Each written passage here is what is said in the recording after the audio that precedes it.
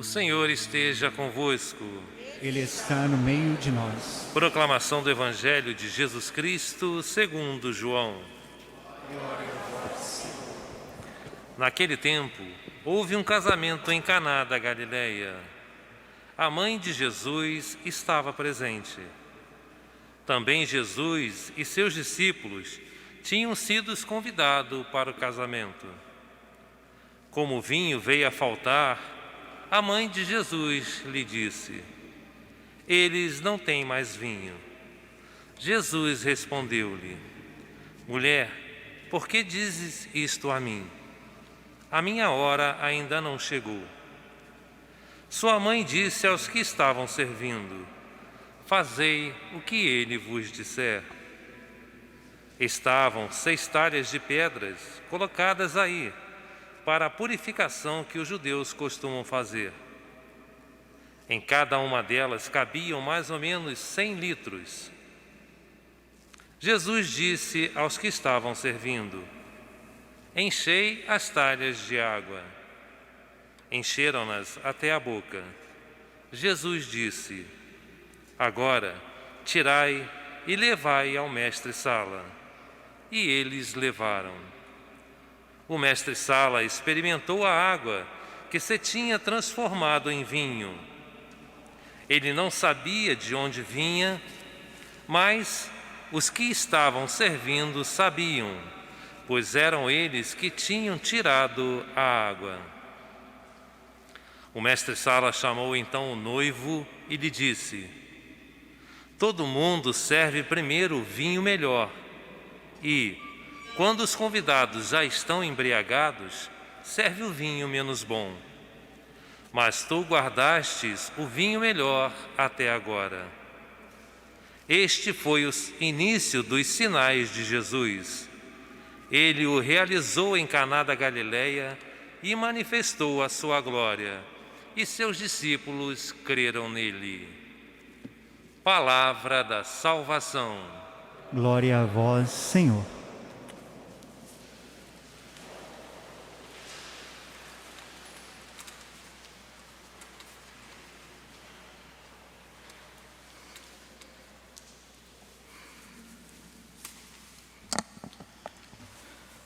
Nós estamos celebrando o segundo domingo do tempo comum e a liturgia de hoje também nos traz um tema que a gente pode dizer que está em continuidade com o período litúrgico do ano que encerramos na semana passada com o batismo do Senhor, que foi exatamente o tempo de Natal.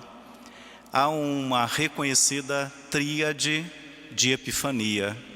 Eu costumo colocar uma quarta, um quarto momento, mas os 3 que são indicados na liturgia são exatamente a dos Reis Magos, assim conhecidos também como sábios do Oriente, que quando trouxeram seus presentes, realizam ali exatamente a manifestação do menino Deus, através do ouro, incenso e mirra que foram doados.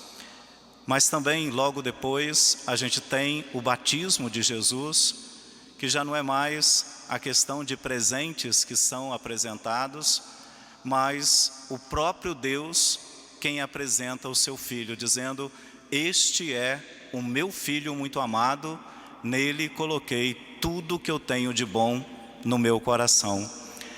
E logo depois temos a oportunidade nas bodas de Caná, como acabamos de ouvir, no finalzinho do Evangelho de hoje, dizendo: e manifestou a sua glória e seus discípulos creram nele. Agora é o próprio Senhor quem se manifesta com o primeiro milagre, a transformação da água em vinho, e isto ele realiza aos olhos dos seus próprios discípulos. E a intenção muito clara é esse início da caminhada de fé que eles precisavam acreditar, porque Jesus não reuniu apenas um grupo para poder ter algum momento de lazer ou um simples relacionamento que já seria muito grande de um mestre com discípulos, né, ali, que passariam, né, juntos para uma aprendizagem, mas a questão da fé, reconhecer Jesus como Filho de Deus, o Deus presente na sua história, na nossa história. Por isso, a manifestação lá através dos magos, depois no batismo de Jesus e hoje em Caná da Galileia, numa festa de casamento. Eu disse que costuma acrescentar uma quarta e não ficar só nessas três, que é exatamente a primeira manifestação, né, que Deus realiza com relação ao menino, né, trazendo através dos anjos a mensagem, né, de uma grande alegria anunciada aos pastores na primeira noite, né, de Natal.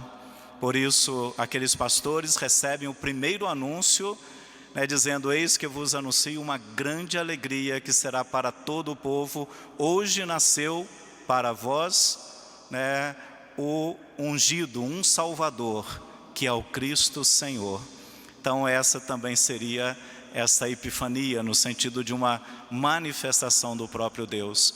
Mas se nós estamos trazendo, e a liturgia nos ajuda a refletir sobre essa sequência de epifanias, é porque no fundo, né, o Senhor quer que nós nos acostumemos com a manifestação de Deus. Ou seja, um Deus não está distante de nós, pelo contrário, né, o nosso Deus se faz presente no hoje da nossa história, nos acontecimentos da nossa vida, e veio exatamente não para passar, mas para permanecer, para ficar conosco.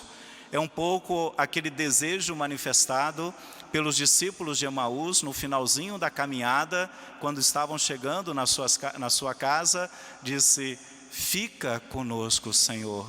Já é tarde, está anoitecendo, né? Fica conosco. E esse Deus responde: sim, eu estou com vocês e permanecerei com vocês. E aí a gente sabe, se o Senhor permanece conosco, não virá a noite, no sentido, teremos sempre a luz da nossa vida, a luz para as nossas vidas, né? Teremos sempre diante de nós algo que vale a pena, um sentido para cada coisa, para cada realização, né? Para cada escolha das nossas vidas que nós fazemos, né, no nosso dia a dia. É o Senhor, né, que vai dando esse rumo, né, em tudo aquilo que fazemos. Mas a liturgia de hoje também nos oferece a reflexão, né, de trazer de uma forma mais ampla esse compromisso e comprometimento de Deus conosco. É o próprio Deus quem vai usar de um paralelo, vamos dizer assim, né, de uma comparação do texto do Evangelho, seja com as primeiras páginas das Sagradas Escrituras, do livro do Gênesis, seja também com a primeira leitura que hoje nós ouvimos do profeta Isaías, né, traçando esse paralelo. Primeiro, com relação à primeira leitura, né, nós temos que Deus promete que o seu compromisso será como um casamento, né? Um Deus que firmará uma aliança, e essa aliança será eterna, com o seu povo, representado ali pelo termo também terra. A sua terra não será chamada esquecida, abandonada, deserta. Pelo contrário, né, a sua terra será chamada predileta, quer dizer, a escolhida entre outras, né? Então, a predileta, e ao mesmo tempo reconhecida como bem casada. Esta é a palavra do Senhor. Então Deus se colocará, né, na condição de um esposo que desposa a sua terra, o seu povo, né? E por isso, né, um compromisso de vida com aquele povo.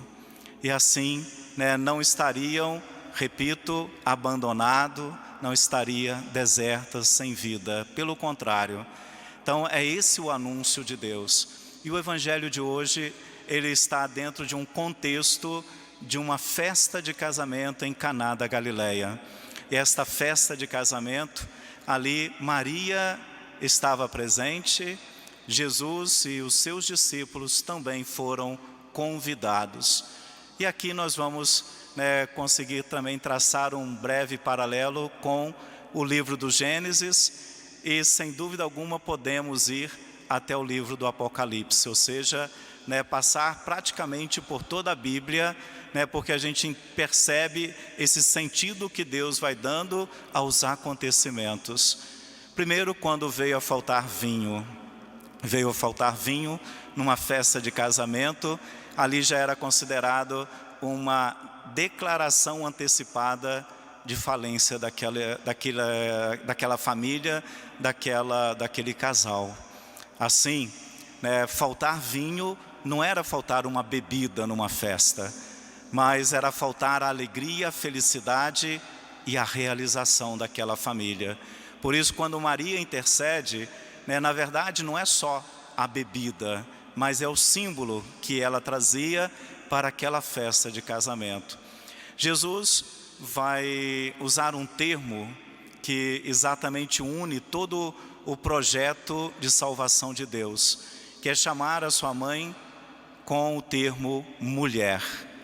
Se a gente isolasse esse termo, pareceria, num primeiro momento, assim, que um filho se dirigindo à mãe dizendo mulher, poderia parecer para nós assim uma falta de respeito, Em vez de chamar mãe ou mamãe, ele diz mulher.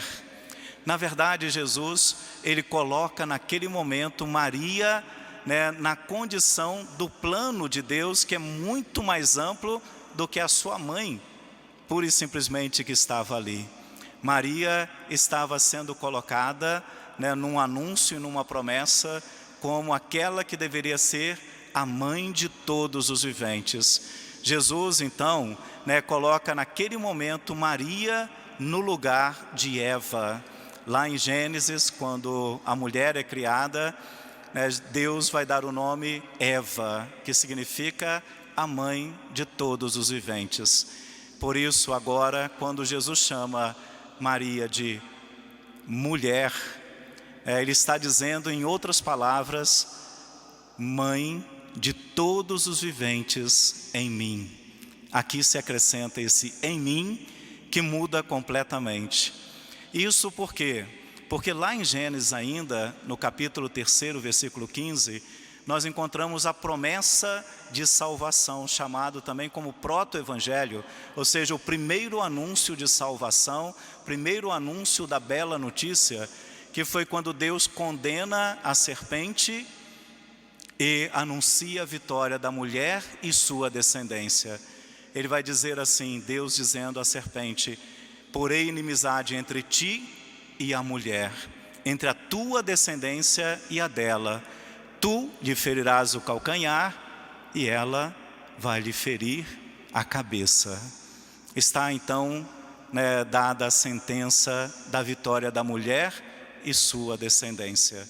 Então, quando Jesus diz assim, mulher, minha hora ainda não chegou, mas mulher, está dizendo, mãe de todos os viventes em mim, de todos aqueles que não estarão sujeitos ao mal, aqueles que vão ser vitoriosos sobre todo e qualquer tipo de mal. Os sofrimentos estão aí, não restam dúvidas a esse respeito. Está simbolizado ou representado naquela picada no calcanhar, a serpente lhe feriria o calcanhar, seria mediante uma dor, mas a vitória certa, a vitória da mulher e sua descendência. Então o Senhor anuncia exatamente isso, e lá na cruz nos entrega então Maria como nossa mãe. Diante do discípulo amado e Maria, Jesus vai dizer, mulher, eis aí o teu filho, filho, eis aí tua mãe. Ali Jesus realiza o que ele anuncia nas bodas de Caná. É esta mulher vitoriosa que Jesus nos dá como mãe, nos dá por mãe. E nós então, sendo filhos em Cristo, de Maria, nos tornamos os viventes em Deus. É esse anúncio então mais amplo que nós temos exatamente no Evangelho de hoje.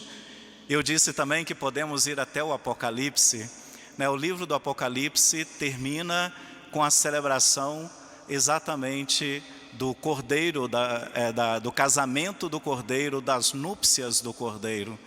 Na liturgia também temos a oportunidade, um pouquinho antes da comunhão, e uma das invocações e apresentações que a gente pode ter é exatamente essa: felizes os convidados para o banquete nupcial do Cordeiro.